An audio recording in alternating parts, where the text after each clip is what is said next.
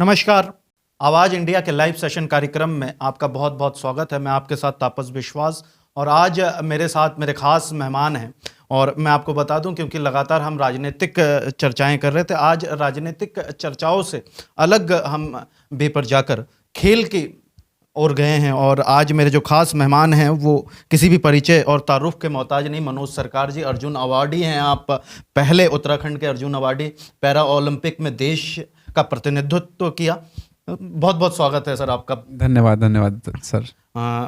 मनोज जी, सबसे पहले इस सवाल के साथ शुरुआत करना चाहेंगे, क्योंकि साथ रहा है बचपन आपका और मेरा, और एक साथ में पढ़े हैं। मेरे को वो याद है कि जनता इंटर कॉलेज में एक साथ में थे, और उसके बाद जिस तरीके से आपके संघर्ष को हमने देखा, मैं चाहूँगा कि स्टार्ट करते हैं कि किस तरीके से मनोज सरकार की शुरुआत हुई। मनोज सरकार अर्जुन अवार्ड प्राप्त करने से लेकर पैरा ओलंपिक में देश के प्रतिनिधित्व करने तक का सफ़र किस तरीके से रहा?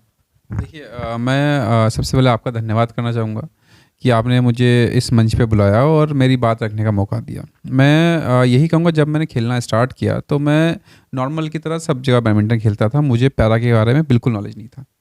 और उस टाइम पे ये ऐसा हुआ कि मैं स्टेट खेल रहा था, कॉलेज की तरफ से मैचेस खेल रहा था, तो यूनिवर्सिटी खेलने अल्मोड़ा गया था।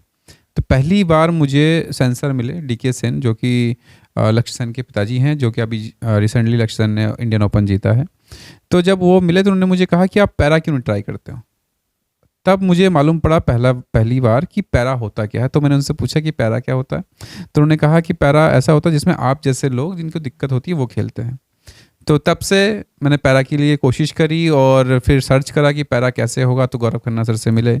और गौरव सर से जब बात हुई तो उसके बाद 2011 में पहली बार पैरा बैडमिंटन खेलने गया। लेकिन इस बीच में जो सबसे बड़ा रोल था वो रोल था मेरी माँ का, कि उन्होंने ये मान लीजिए खेतों में काम करके बीड़ी बना के मुझे 10 रुपये का रैकेट दिलाया था। मैं बड़ा रोया था उस 10 रुपये के रैकेट के लिए, बहुत जिद करी, 2 दिन लगे मुझे उनको समझाने में, मनाने में, मार भी खाई। लेकिन जब उन्होंने 10 रुपये का रैकेट दिया तो सबसे पहला डिसीजन यही था कि अपने फैमिली के लिए कुछ करना है। और जिद थी कि जिन लोगों को रैकेट पहले मिला है और मुझे बाद में आया था मेरे पास, तो उन लोगों को, चाहे मेरे दोस्त थे, भाई थे, उनको हराना था। तो इस तरह से मेरी कहानी स्टार्ट हुई।